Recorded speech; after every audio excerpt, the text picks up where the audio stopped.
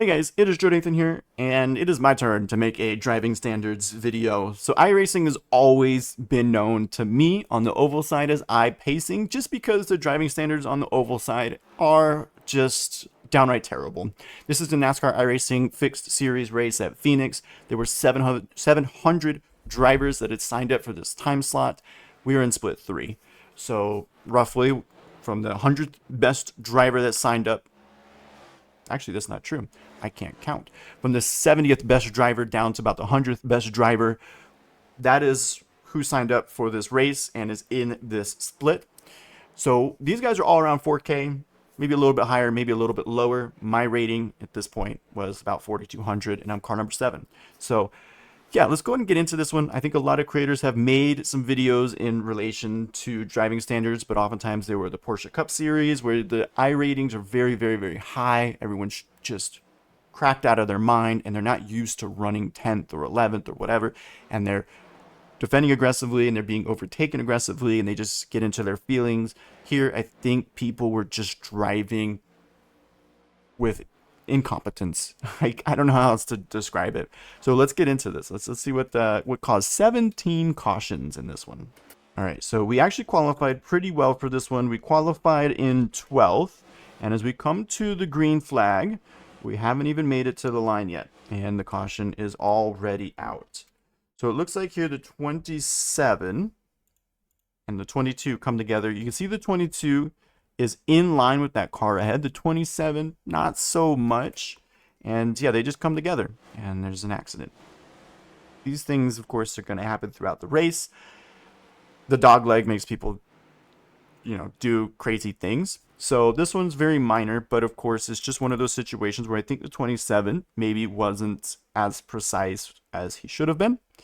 And yeah, we have an accident right off the gate, although the 22 is maybe lower than he should be. I don't know. This one, yeah, this one's a little weird. But yeah, all right.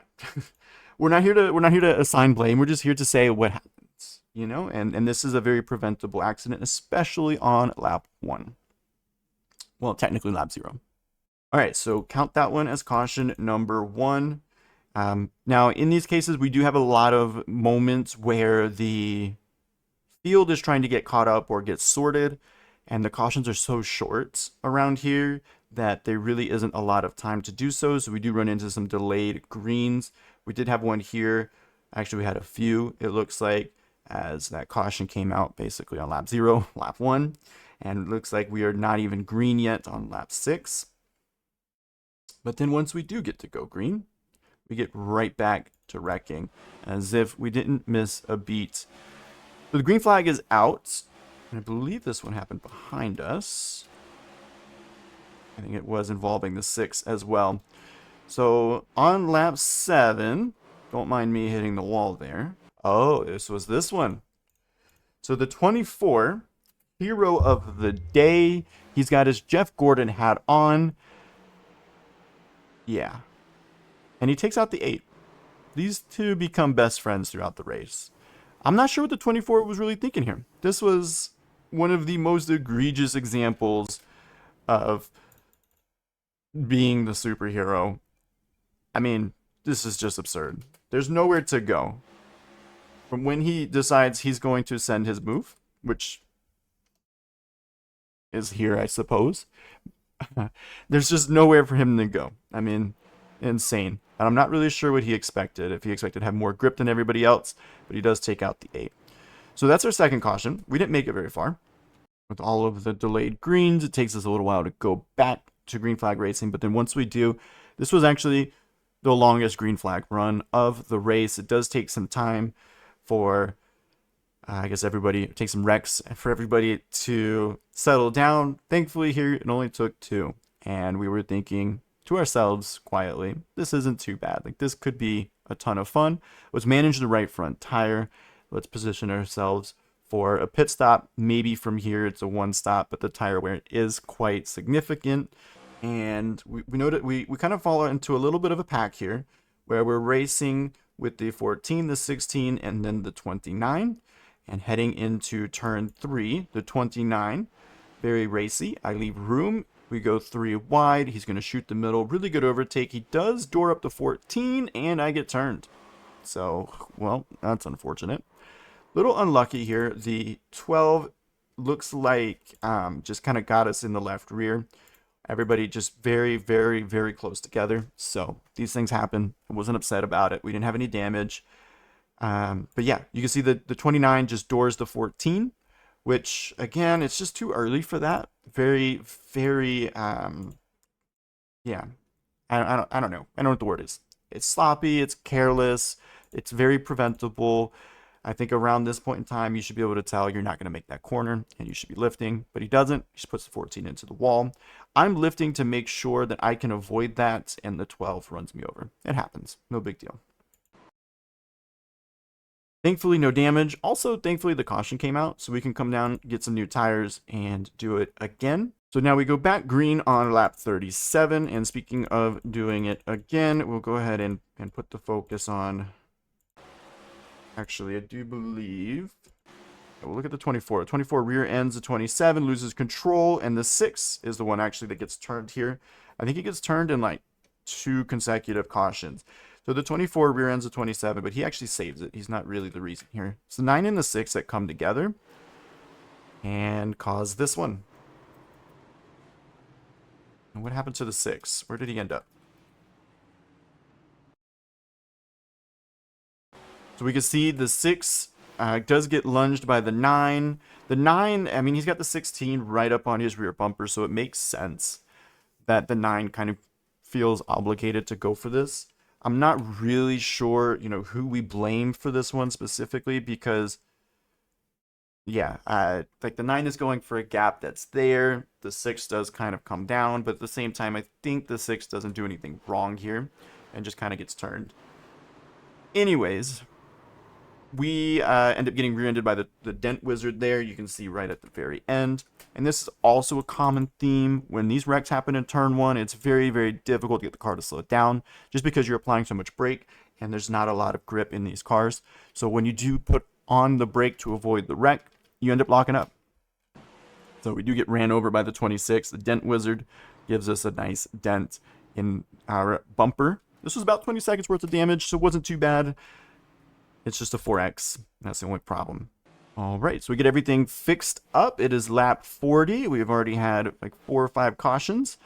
And we get going again. Everybody fans out. They're all taking the apron, just like always. And we'll see what brings out the next caution. All right, so lap 2 of this green flag run. We run into our next caution. Now, we're towards the back at this point from fixing the damage, but I still couldn't avoid this one. Yeah, and we get really clobbered by the 6. I think that's what did the majority of the damage to the car. And from this point on, we had about 11 minutes worth of damage. So again, the 6, yeah, I got turned twice in like consecutive cautions. So let's see. I mean, looking at our brake pedal input here, we're about half brake. We're locked up on that inside front for sure. Now, I hit the 36. I want to say the rate on a 1 to 10 was probably like a 4 that I hit him. I felt really stupid for hitting him. But the 18 probably hits me about a 6 or a 7. Like, it seems like he hits me harder. I don't know. But either way, we really couldn't get the car slowed down. And the 18 couldn't either. So even if we could, we probably still would have got hit. And yeah, I just couldn't get the car to get down below the yellow line because we're locked up here. We're not the only one as well. I think quite a few people struggled with this. But let's take a look. What causes this one? So the 6 and the 32, it looks like, come together. So this is one of those situations where everybody's 4 wide using the apron, and the 6 doesn't use all of the available track, and the 32 wrecks into the 6. So yeah, we're using the dog leg, but we're not necessarily able to maintain full spatial awareness. Feel bad for the 6 in this case. It's one of those situations where as the 6, you need to take some responsibility. Yeah, I should have been higher. But as the 32 is an obligation to make sure that when he rejoins the racing surface that he doesn't wreck into anybody. Here he has done so. And you see the 1 underneath didn't wreck into the 32. Somehow the 1 was able to stay fully aware throughout the situation, but the 32 couldn't. And I think that kind of seals the deal for that one. Now, again, we end up picking up like 11 minutes worth of damage. Optional, of course, so we get to keep trucking to see if we can get any positions out of this one, or at least see if we can get the vehicle fully repaired. But the cautions are so short around here that that's going to be a very, very tall task. But yeah, so the 18 did apologize for running into the back of me, but honestly, like, I ran into the back of the car in front. Like, it's so difficult to get it stopped. Now, as we proceed under green flag with a very damaged car, pretty much all these wrecks we're not even going to be a part of because we're so far off of the pace. Which makes it fun for me because when these cautions come out, I get to go fix the car. This green flag run was about 11 to 12 laps before the caution comes back out, so I was very impressed with everybody. Like, of course, once my car is trashed, now you guys are able to race without bringing out a caution when I need the cautions the most, right? Were there like multiple wrecks here? We have the 23 and the 26 coming together. This is already under caution though. Nice. That didn't look intentional. Let's see what actually brought up the caution. So it looks like it's the 12 and the 14, isn't it? Yeah. And oh no, the 8, sorry. So the 8 is going to turn the 12 coming off of 4, and that's going to really be the cause of the accident. So yeah, one of these situations where 8 unfortunately was looking for a little bit more room than what he was given, and he's going to turn the 12. That's unfortunate, but I guess these things do happen. After a 10-lap run, things are back under caution. All right, so it is lap 60. We get back going yet again. Now with our very damaged race car, we're just hanging back, and there's a wreck already.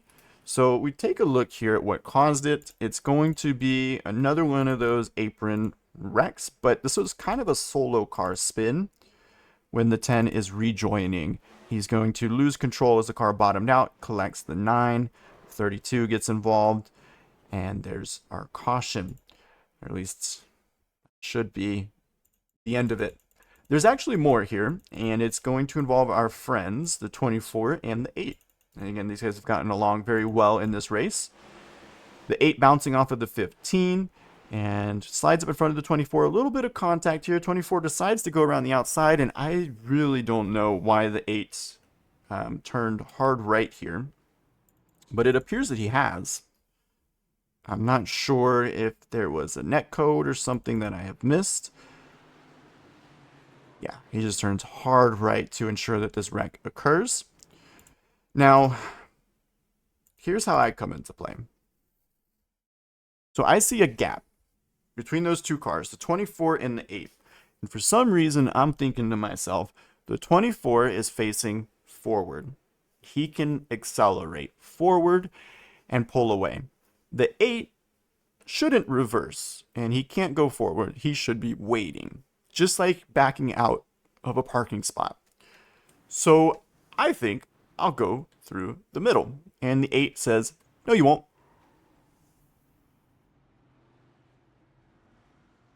So we had like 11 minutes of damage from the first accident. This gave us a few more minutes worth of damage. I do want to make the point that I don't think the 8 was going to rejoin by reversing this way. This doesn't even look like he's trying to rejoin, actually. This looks like he is trying to hit the 24, which he kind of did. But really, unfortunately, he screwed me over. And the 8s make sure that he makes his point very clear. All right, cool. So not a good moment for those two. But now, again, I've got additional damage. I've got another 4x. I'm at 16 incident points here already, which is very unlucky. I've basically been caught up in 2 actual wrecks, you could say, or maybe 3. When I got spun by the 12, I think that counts. And then I got caught up in the 2 where I got rear-ended by the 26, and then one where I rear-ended the other car, and then that one which should not have occurred. But it's lap 64. I've already been a part of 4 incidents, and I think we go green here and immediately have another one.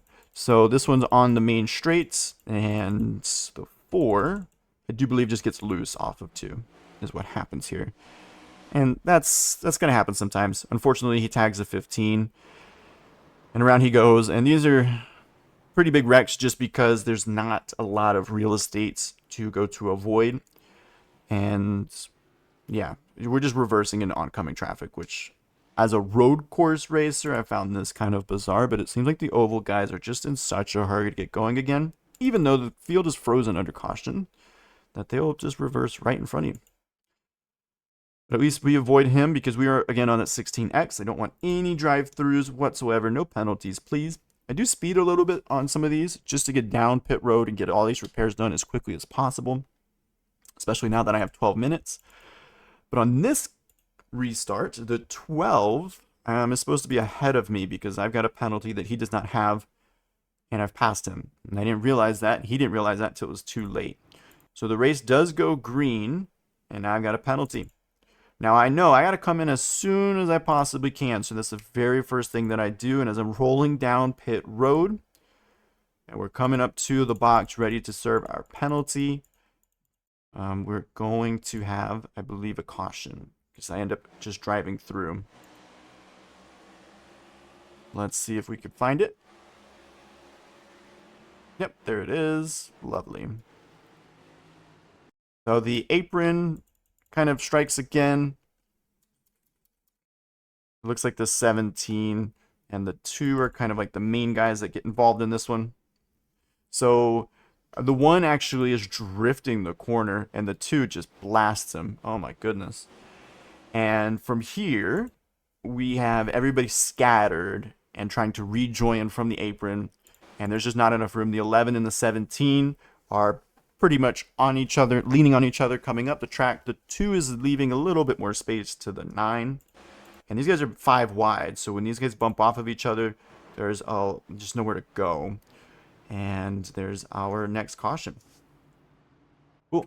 And I was on pit road here, approaching my box. Even though it was already on pit road, I don't think that it's going to serve that penalty because we're currently under caution, so I just do a drive-through. Love that for me. And we'll go ahead and head down pit road, repair our car as much as we can, and on back out. And it's only lap 72. So keeping that in mind, here we are able to get going green, get down pit road, serve our penalty, and get going again, which is very good for us. And it's not long before there's yet another caution. So let's take a look to see if we can find it. All right, so coming into turn 3, the 11 looks like he tags the 9. 9 is sent into a half spin. It's kind of tagged again, and unfortunately that's going to bring out the caution. So nothing like super terrible here, honestly, but just one of those incidents where we overdrove the corner and tagged somebody in the left rear.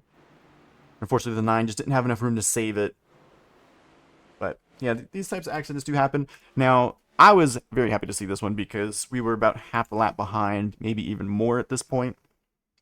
So getting this caution helps me out and gives me the opportunity to repair my car, which is the name of the game from here on to the rest of the race, just repairing our race car. Okay, so I'm going to give up on this one. I can't really find this caution. I think something triggered a caution here. Oh, nope, I found it. Wow, crazy. I can't believe I couldn't see this one. I guess maybe because he towed so quickly.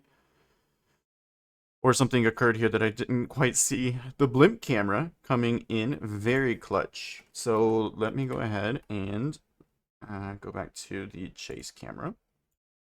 I don't know why this one was so difficult to find, but all right. So the 9 just kind of self-spins here and destroys his car because he takes the tow so quickly.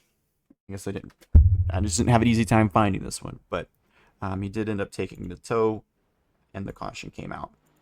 All right, so cool. So we get another caution here, lap 94, and we get a lucky dog, which honestly turned out to be kind of like a punishment. When you get a lucky dog, it's very difficult to get your vehicle fixed. You don't really get a full pit stop like you normally would in the past.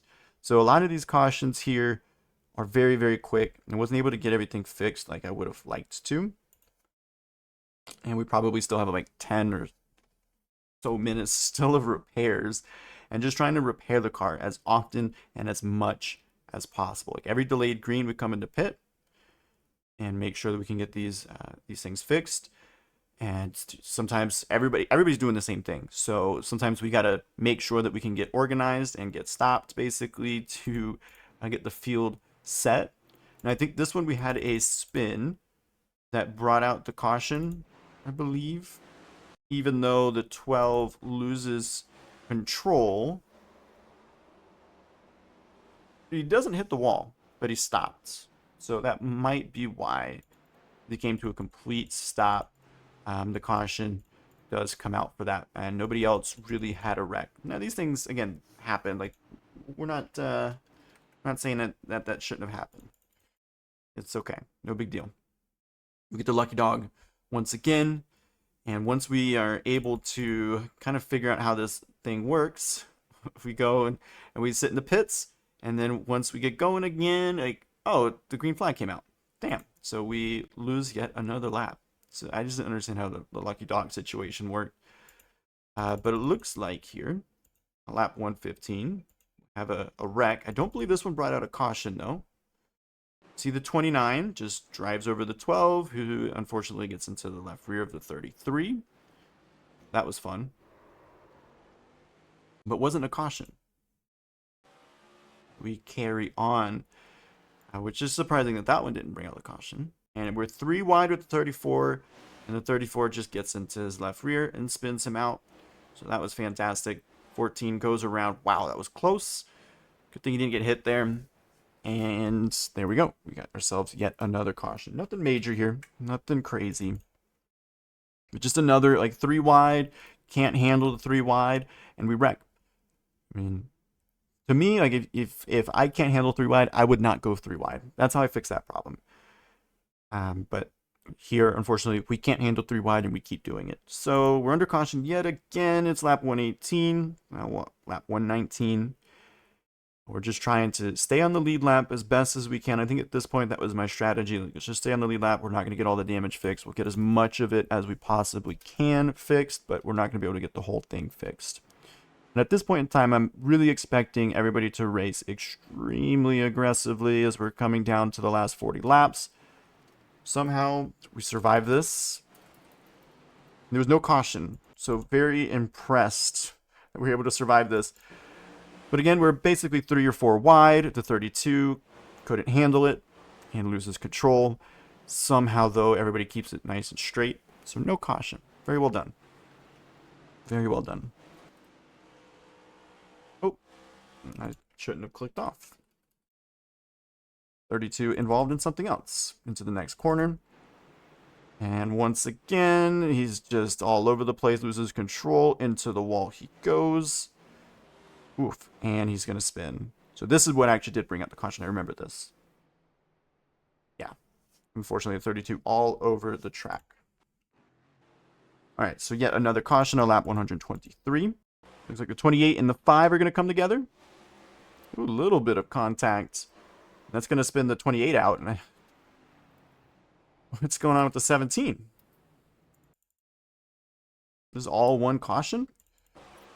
The 17 is just going to get loose in the dogleg. He didn't actually use it. And unfortunately for him, he's got significant front end damage. I do believe this one did not bring out the caution. Life continued on. Right, so it looks like it took us a little while to get to our next wreck. It's lap 134, so a very lengthy green flag run. And the 14 is just going to run over the 16. Damn, right into turn 3. And that was a pretty significant shot, the 16, unfortunately. Yeah, just got ran over. I'm not so sure what the 14 was doing here. Maybe he thought he was going for a move underneath. It does look kind of like that was the case, but I'm not sure the 14 was actually going to be able to hold that line. From what I can tell here, he's not on that same trajectory as the car ahead of him that's on the inside line. Runs over the 16. 16 hits the inside and the outside barriers. So, yeah, this is a pretty big shot, and it brings out our next caution. All right, so at this point in time, lap 134, we're expecting even more wrecks and chaos. And we're getting to like 6 minutes or so of repairs, so we're getting close. We've basically had 15 total minutes of damage throughout this one, and we've spent the entire race, it feels like, trying to get it fixed. And there have been so many cautions. It's just such a short lap. Like, if this were anywhere else, like, you know, a mile and a half track or something like that, we definitely would have everything fixed. But because the caution laps are so short, you really only get one pit stop. You can only fix like 45 seconds or so of damage per caution. So we really still need about like 5 to 6 more cautions in order to get everything fully fixed. But at the very least, we're towards the end of the race, and that means people are going to be driving even more aggressively. Just depends on if they have any car left over to try to win these races. Well, as we've seen here, we've only made it another couple of laps before there's another accident. And this one again, it looks like involving the 12. But although he was not the proximate cause of this one, it looks like the 4 potentially gets a little bit loose here. Let's see.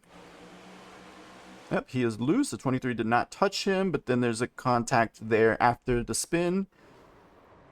And yep, another wreck. So once again, a self-spin from a driver that has done it before and brings out yet another caution. All right, so we do go green once again, starting lap 144, and that's pretty much it. Actually, that was our 17th caution. This is our final restart. We're going to go green the rest of the way, an entire, like, 13-lap run, which is really impressive for this field, actually. I think we've done this. This is maybe the 4th or 5th time that we've made 13 laps under green. So with that in mind, this was once again a caution-filled wreckfest. Race Labs isn't perfect, but it does estimate how long this race should have taken. It's at about a minute, or an hour rather, an hour and 9 minutes. I think that's a very optimistic goalpost for 156 laps around here.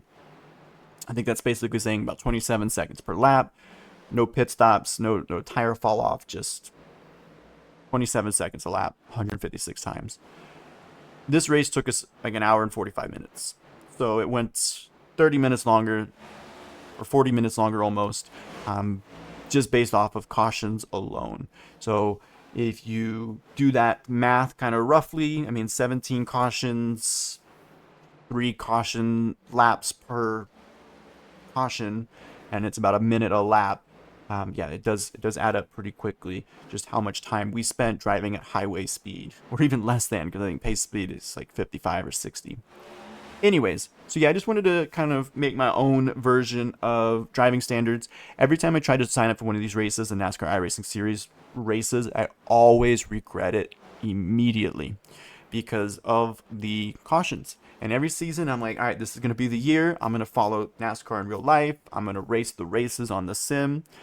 And somehow, some way, I'm just disappointed before even the field has made it past the start-finish line, which is amazing. But anyways, hope you guys enjoyed. Hope to see you out on track. Maybe not on the oval side of things. I'll go back to the sports car.